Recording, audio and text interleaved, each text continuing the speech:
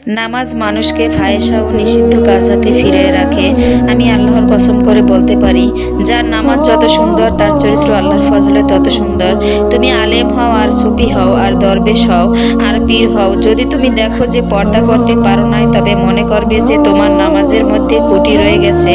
যার নামাজ যত সুন্দর তার আমল আখলাক ও আল্লাহর ফজলে তত সুন্দর। হাদিসে আছে, বান্দা যখন সেজদায় যায় তখন মাওলার এত নিকটবর্তী হয়ে যায় যে এইরকম সেজদা ছাড়া আর কোনো সময় বান্দা মাওলার এত নিকটবর্তী হতে পারে না। এখন নামাজ ঠিক নাই। কত পীরের মুরিদ আজীবন মোরাকাবা মুশাহিদা করলো, কিন্তু নামাজ পড়ার সময় ঠকঠক করে নামাজ পড়ে যায়। কি নামাজ পড়লা? তুমি যখন তোমার মুরব্বীর সঙ্গে কথা বলো তখন কি তাড়াহুড়ো করো? যে কথা বোঝা যায় না এমন ঠকঠক করে কথা বলো নাকি?